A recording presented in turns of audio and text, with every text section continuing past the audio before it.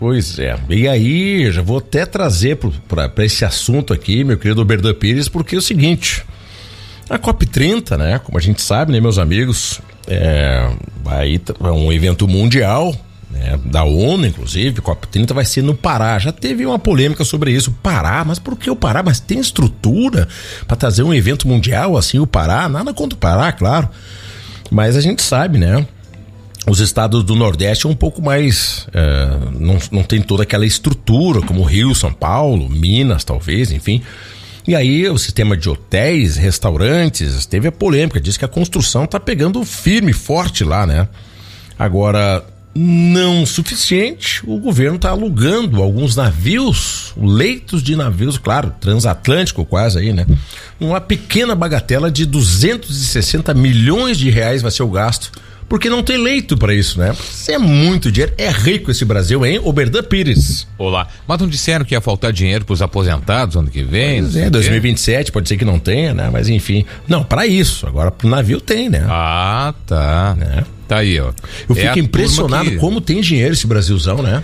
A turma que... Você acha que o Brasil é rico, Oberdan?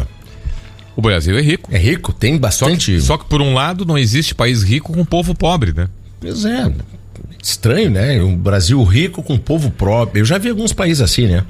Tem alguns países até perto. O governo é rico. Tinha um agora pertinho da gente aqui que era campeão de petróleo, né? É um dos maiores produtores. Conseguiram destruir tudo. Então o povo tá bem lá, então. Quem será que... Não, pois é. Não tá bem. É um país que era o maior produtor de petróleo do mundo aí, poxa praticamente. Vida, que coisa, né? Mas então, não existe país rico com povo pobre, né? Então que fica coisa. Um paradoxo aí. Oberdan, eu tenho uma pergunta. O Brasil, você que é um dos especialistas, eu sei que teu irmão também é especialista em futebol, as Copas do Mundo e tal. A Copa do Mundo a gente conhece. Mas o Brasil já jogou de branco, né? O Brasil jogava de branco. Jogava só de branco. O uniforme do Brasil era branco até 1950. Olha só. Depois chegou a jogar com azul também. Aí se caracterizou. E daí passou pro amarelo, porque depois daquele desastre de 1950. Aí, pensa, amarelo. Vamos usar o amarelo. Passou a ser amarelo. E aí o segundo uniforme, como tem verde, amarelo, azul e branco na bandeira, né? Vamos usar o azul.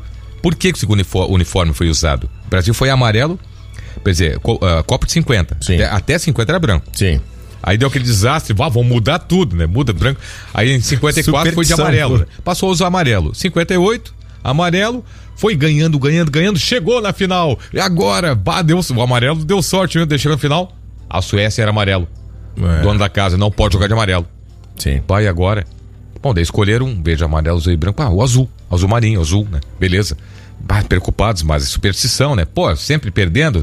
Como é que é de vira-latas, que falou o Nelson Rodrigues? A síndrome complexo de vira-latas.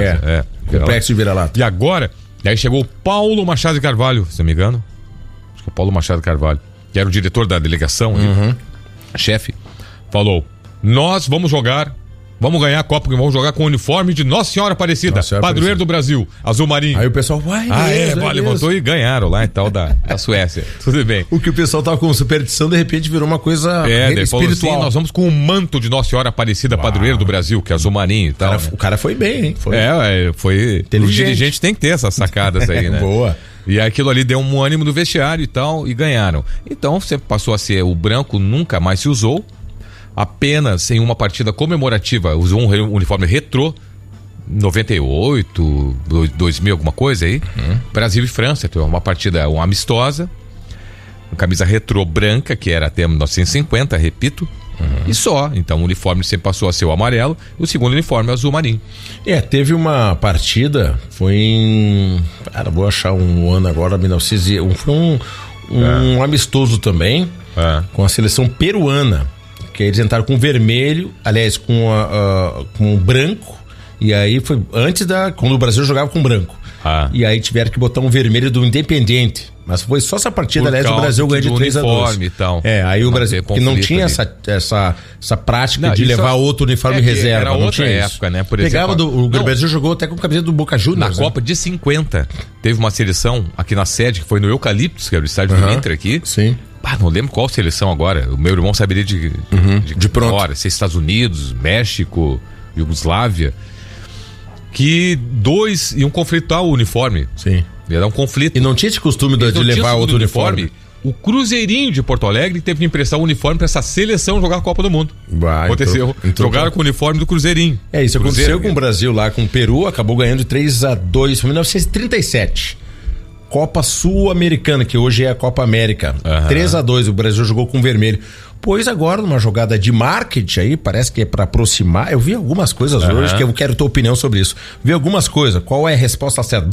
Resposta 1, resposta 2. Vamos ver. O Brasil, a resposta, eu vou colocar entre aspas, oficial, né? É que por jogada de marketing, porque a Copa do Mundo vai ser Estados Unidos, México e Canadá em 2026, que tem o time do Jordan, que é vermelho do basquete. E aí, o Brasil vai jogar de vermelho na Copa. Não colou isso aí. Vai jogar de vermelho. Não colou porque você chegou a ver o vermelho, o vermelhão da seleção brasileira, CBF e tal, aqui vermelho. A camiseta é bonita, sabe? Só que vermelha. Enfim, eu ouvi hoje jornalistas Sim. dizendo assim, não, em homenagem ao pau-brasil, eu não sei da onde. Olha que eu procurei essa fonte aí, mas botei em Google até dos Estados Unidos. Isso aí forçou tudo a amizade que eu também. não achei em lugar nenhum.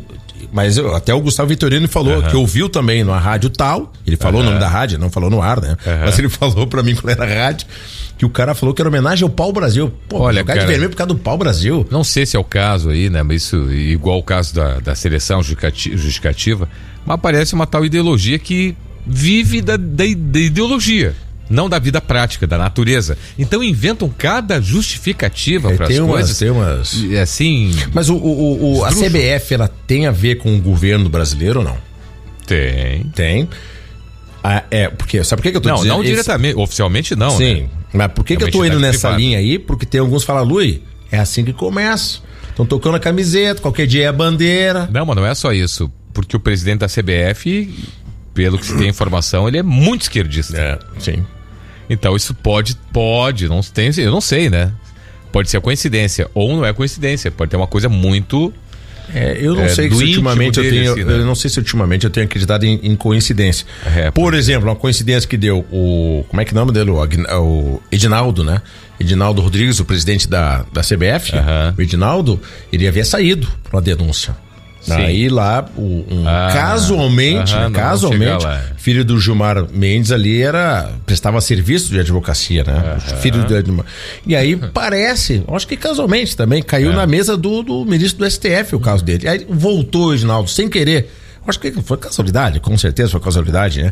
E aí ele voltou a ser presidente. E voltou a empresa do filho do Gilmar Mendes, voltou a prestar serviço pro CBF. Pois é, casualmente a empresa ali tá ganhando uma grana com uma boa grana tá recebendo. Com esses exageros de gastos da CBF e tal. Eu confesso que eu fiquei até mesmo tempo de colégio, fiquei lembrando assim, fechando os olhos aqui no ar aqui mesmo, fazendo um exercício, lembrando, onde é que tem vermelho na bandeira do Brasil? Não, olha, não lembrei. A justificativa é essa. Tem alguma estrela que vai jogar a Copa lá América do Norte, a justificativa é essa?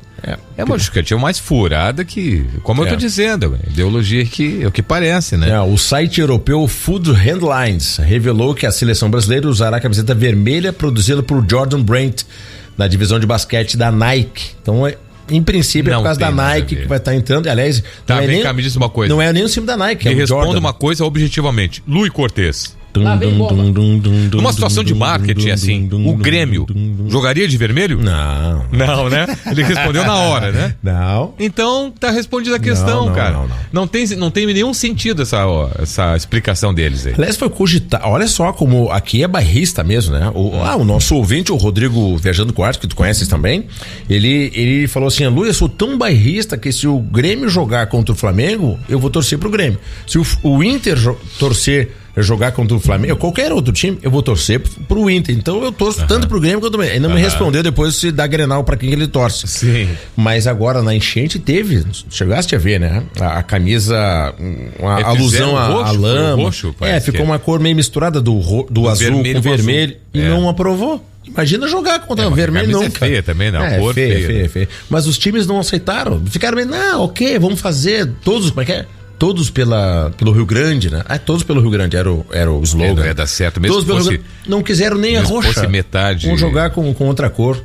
Olha, deu pano pra manga hoje também sobre isso aí, enfim. Não, mas como eu tô dizendo, a tua resposta A minha pergunta já respondeu tudo. Ou seja, o Grêmio jogaria de vermelho por causa de uma série de marca? Claro que não. Mas tem então não tem justificativa nenhuma. Instituições no Brasil, a gente vê eventos aí do governo que eu mal vejo a bandeira brasileira. Pois então. Tem a bandeira da China, não, né? Da China, né? Da China. Né? O MST também. Rapaz, falou Rússia, em China. Favenezuela, todos esses países. Falaste em China, isso me veio até uma ideia do Vaticano, que eu andei estudando bastante ultimamente aí, foi um negócio bem preocupante pra mim. Por quê? Preocupante pra ti? Eu acho assim, tá louco, cara, demais. Tanto é que tem. E aí falei, o Frei Tiago senta a pua neles aí, né? Tem um cardeal que é candidato, papável. É papável, então, é abaixo de 80. Ele é. Não, ele pode. Não, e ele é candidato, digamos, é favorito. Favorito. Candidato, é favorito. Dizem, né? Tem até a bolsa de apostas na Itália lá e tal. Tem. Esse aí, ele era muito ligado ao Francisco, trabalhava no governo, entre aspas, ali do Vaticano, e ele fechou acordos com a China. Acordos que não explicou o que é direito. Inclusive, então, os que são, assim, católicos, cristãos mais conservadores, estão totalmente contra, estão assim, não querem esse cara de jeito nenhum, se ganhar papo e tudo mais. Por exemplo, o acordo na China, a China que escolhe os bispos da igreja. O governo chinês. O governo comunista lá. Isso que escolhe os bispos e os cardeais também ou não? Não, os bispos, cara. Os bispos, tá. Da China lá. Então, é um acordo meio estranho isso aí, né? Tem um de Filipinas, que também existe essa possibilidade. Então, pela essa linha de pensamento, esse cardeal da Filipinas não seria eleito, então... Não existe a possibilidade, porque Por quê? Porque a igreja tem essa ideia de repente de expandir para um lugar que tem pouca força, que é a Ásia. Né? Se for essa ideia, sim, tudo bem. É que é o caso da China.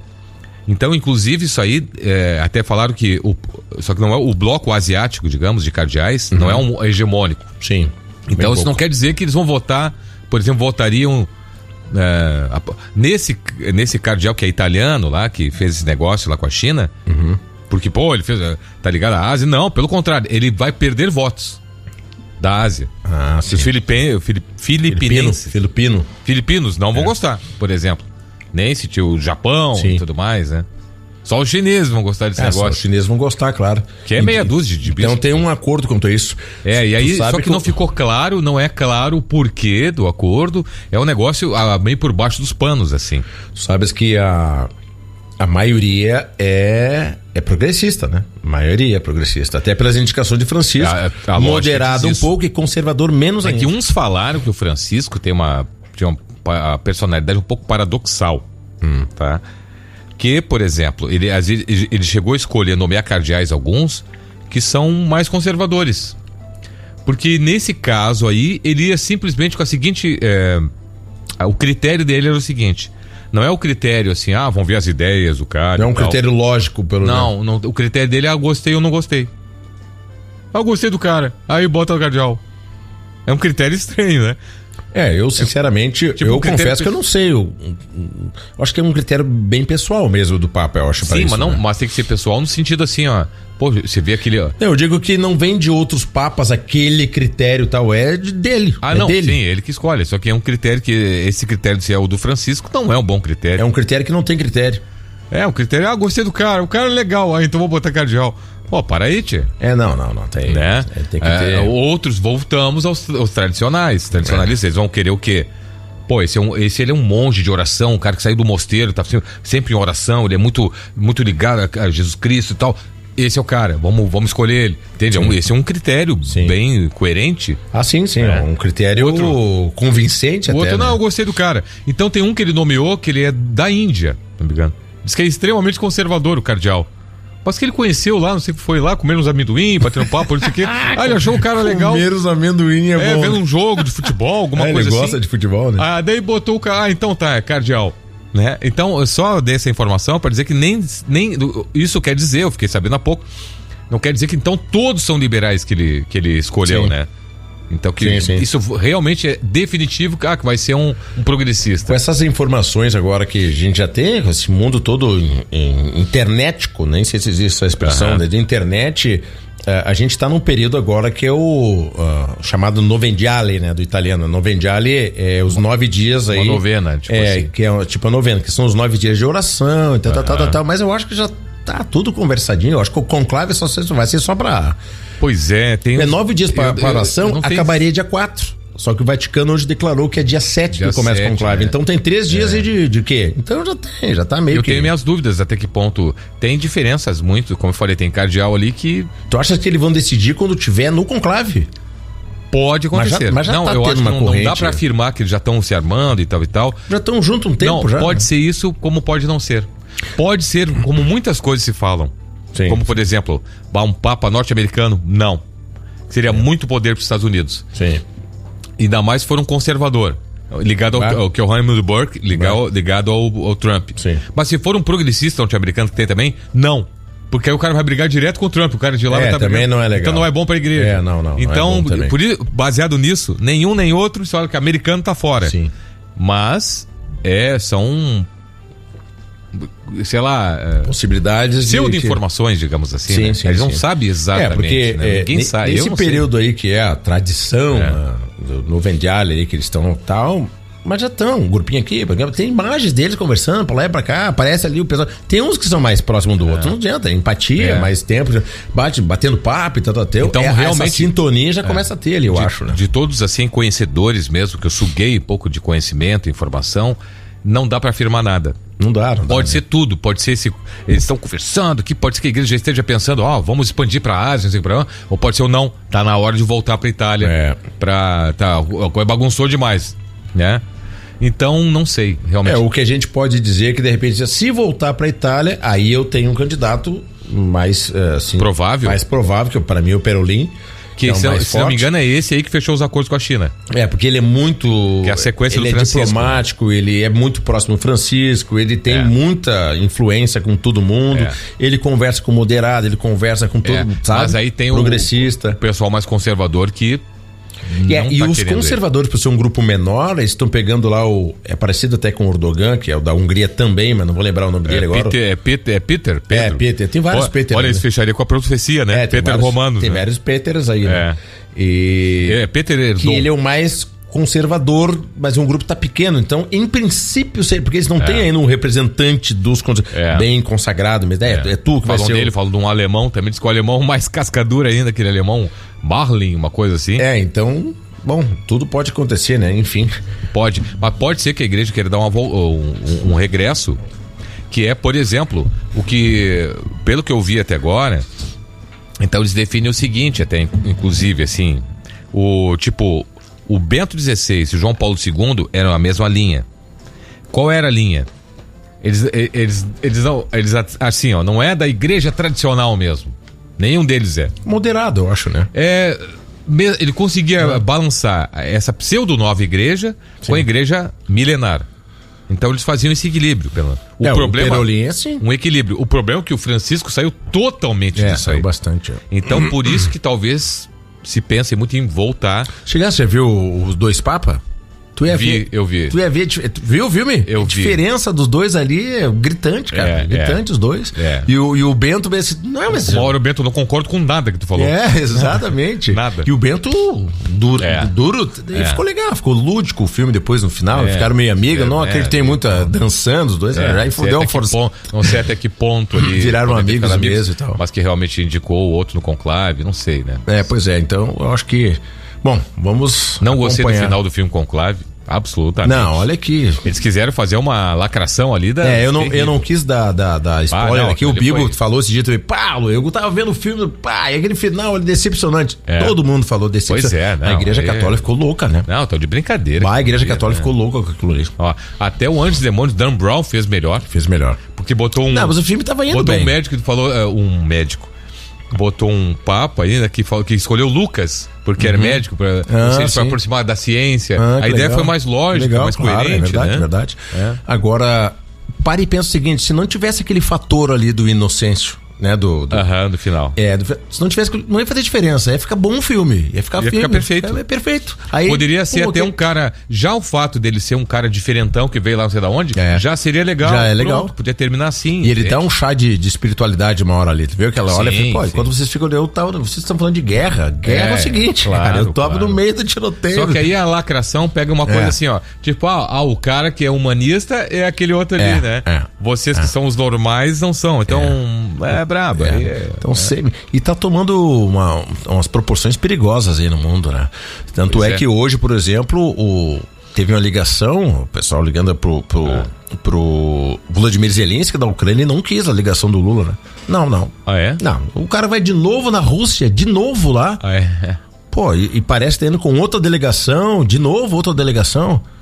Aí tudo que aconteceu aí com a delegação do Brasil, que até saiu hoje eu vi aqui na imprensa portuguesa, meio o apagão que eles tiveram hoje lá, mas saiu na imprensa de lá a delegação de 20 pessoas do presidente. Comentaram isso. Comentaram. Chegaram a comentar a atitude da Janja lá, não? Sim. Comentaram também?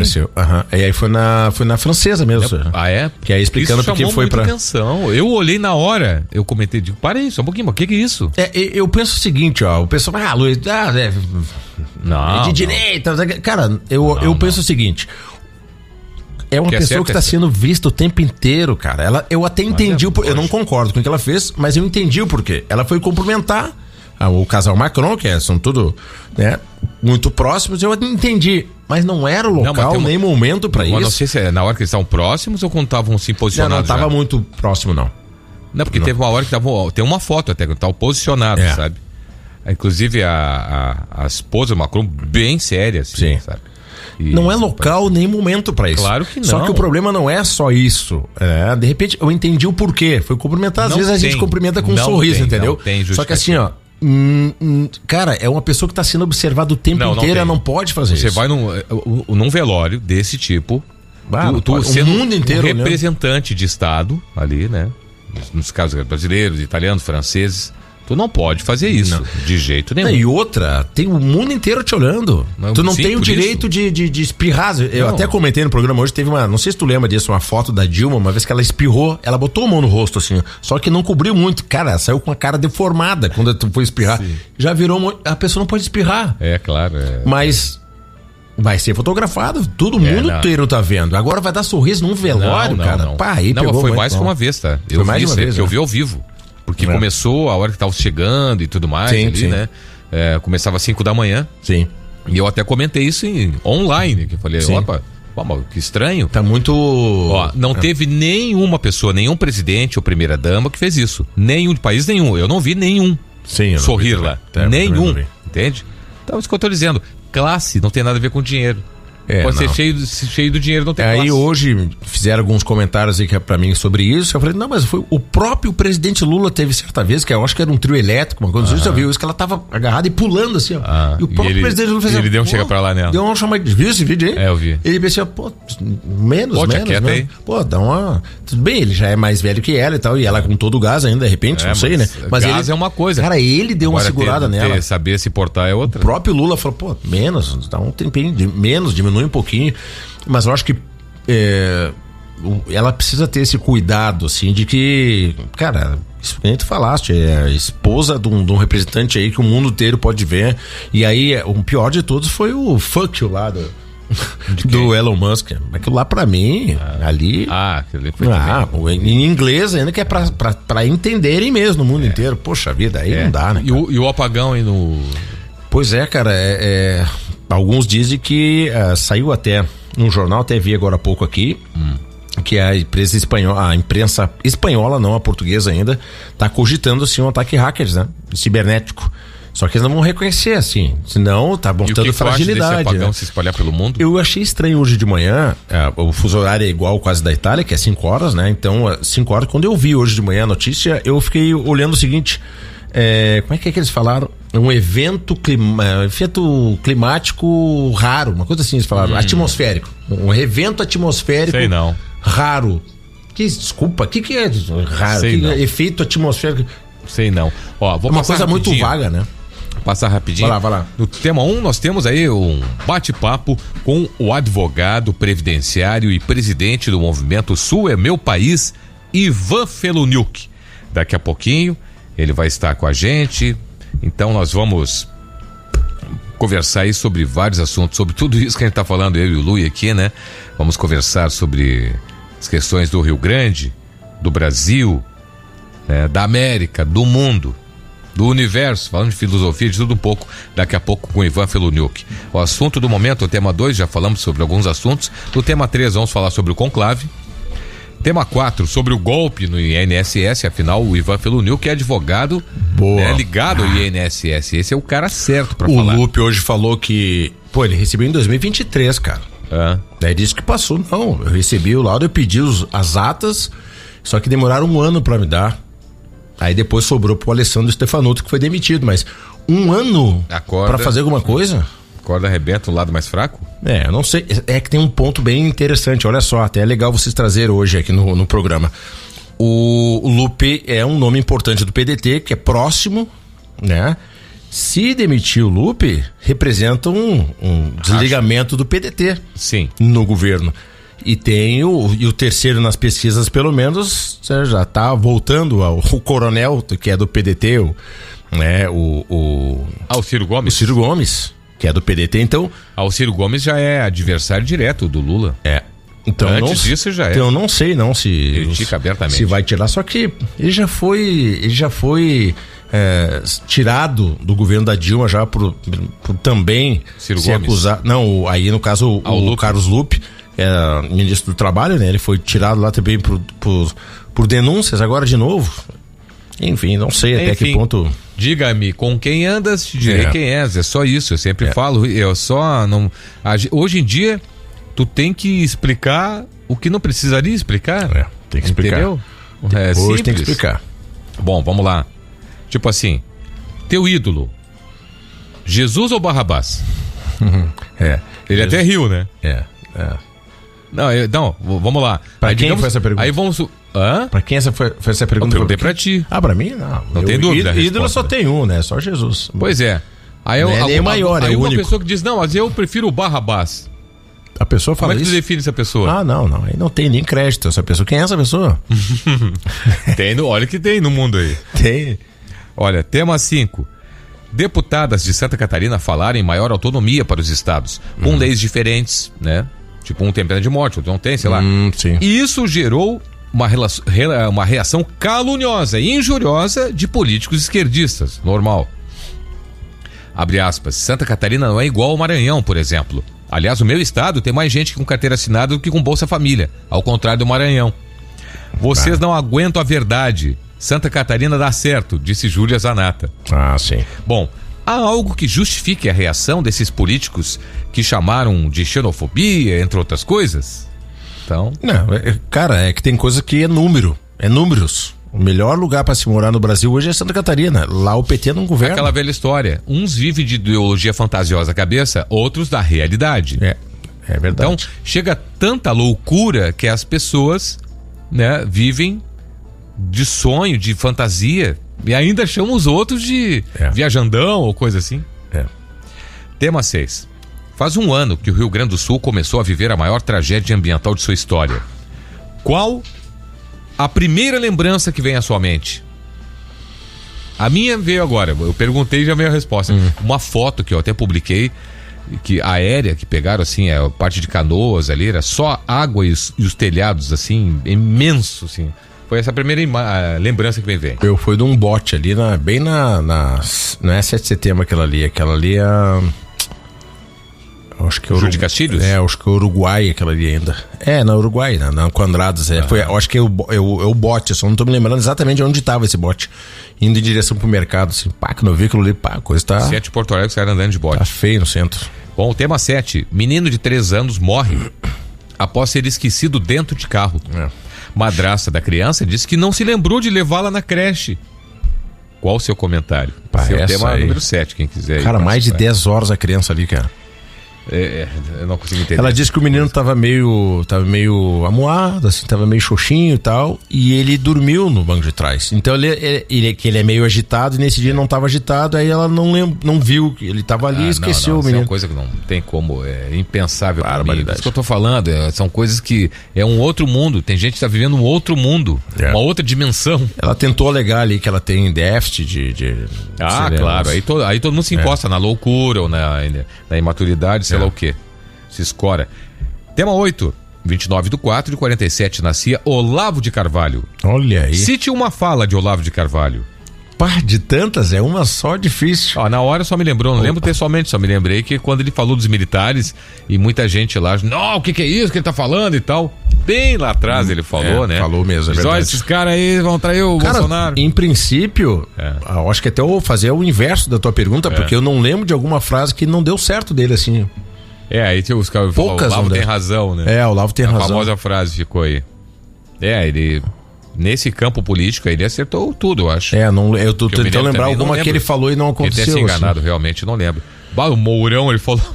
Do Mourão. Sentou-lhe a pua nesses caras aí e tal. E os militares, como tu falou também, desceu a pau. E ele falou outra coisa. O cara é doido, cara. Os comunistas, vocês não vão prender eles pelos crimes que eles cometeram, eles vão prender vocês pelos crimes que vocês não cometeram. Eu acho que essa aí é a minha escolhida, então. Porque e o que tá acontecendo? É realmente o que aconteceu.